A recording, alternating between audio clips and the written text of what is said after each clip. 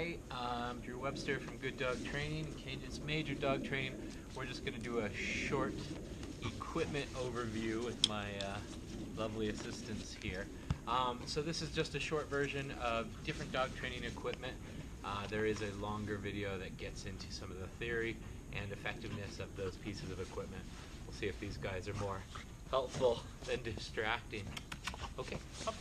So one thing you'll see Ozzy, my dog here, is wearing is a harness, and this harness clips on the back with two sides, and you can see it split in between his chest here. Thank you, Benji, you're so helpful.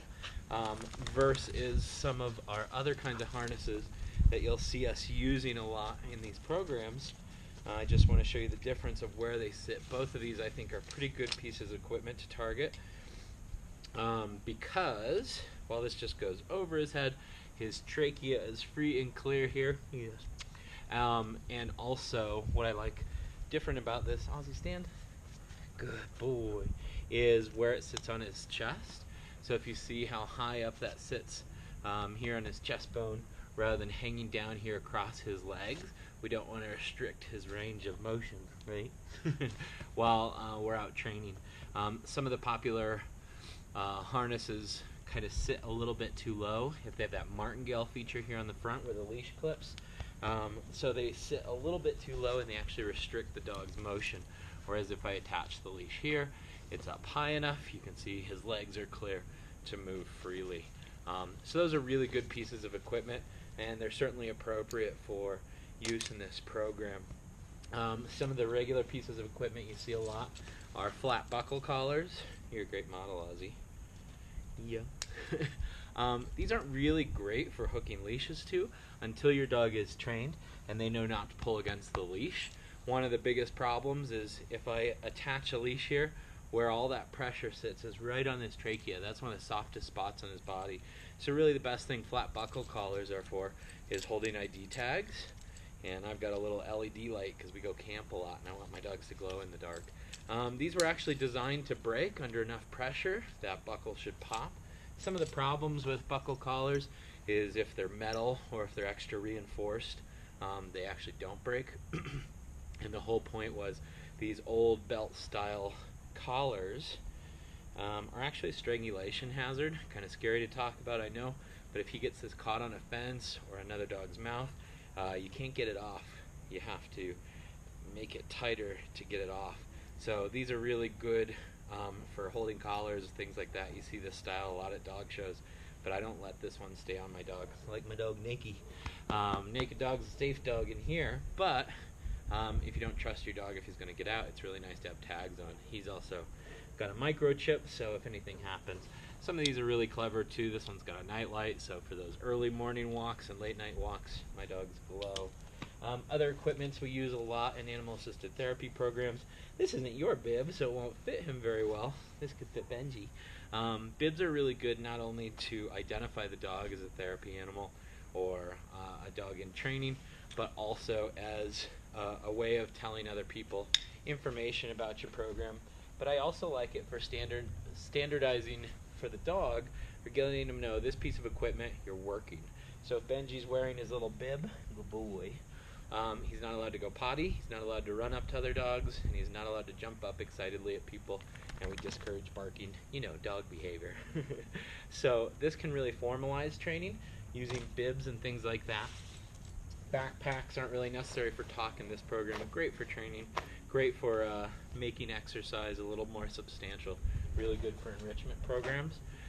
You will see a lot of harnesses like this that only hook on the top. This is problematic. Again, good, it relieves pressure on the trachea, but all that pressure goes backwards. So Ozzy is a Chinook, a sled dog, so he does a lot of sled dogging. So this harness, a little small for him, would go over his head, and then it X-backs on his back, stand, and then it would hook back here and pull. And any pressure backwards triggers oppositional reflex, so the dog wants to pull. So harnesses that hook on the back or connect on the neck encourages dogs to pull forward. So any sort of harness that only has a leash hook in the back could be problematic unless your dog is really well trained and they know not to pull no matter what piece of equipment they're wearing, right? So equipment can really help standardize it, send that message. Things like muzzles, really important to desensitize dogs to muzzles and teach them they're not bad things. In fact, they produce a lot of treats for us. That way, if your dog is ever scared or worried, you have a really positive approach to muzzles. So if a vet ever had to do anything real invasive, if the dog was worried, or if your dog was at high risk of hurting another animal, you could safely use a muzzle without it being a traumatic, terrible experience for the dog. Lastly, I'm just going to touch briefly on some traditional pieces of equipment. These make people feel certain ways a lot of times, but I like to address them. So this, you'll see this a lot in older training programs. I know it's scary. Is a chain collar or correction collar, often referred to as traditional training collar. The whole point of these is to give the dog a pop and release. This is used only with positive punishment.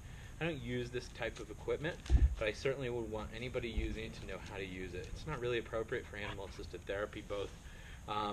This should be something like training wheels that should go away if you're using this type of training. And there's potential side effects to using that sort of piece of equipment, as well as some of the prong collars you see out there. The whole point of these is pop and release type corrections. Two problems with this training model: you're reacting to the dog's behavior. It also hurts. And if you're working with a dog in any sort of professional therapy model, come here, boys. Starting to play back there. Yeah, I know, it's very exciting. Now you're covered in grass. I think it sends kind of a mixed message about animal welfare. We certainly don't need it to train dogs. It's a little bit of a shortcut for some people, but also it produces a different style of behavioral change. So you're getting appeasement behaviors or dogs avoiding. I'm not going to pull because it hurts, versus something like this where I taught the dog, we only walk when the leash is loose, and I give you lots of rewards when you wear it. So you're going to do better using a piece of equipment that doesn't do harm to your animal, but also knowing how to effectively use training equipment is really important. Yes. Should we go play? Yeah. Should we go play? Okay. Okay. Let's go. Go. Have fun with it. Get to know your dog. Get to know all the training equipment that's available to you so that you can be a professional handler when you're doing this type of work.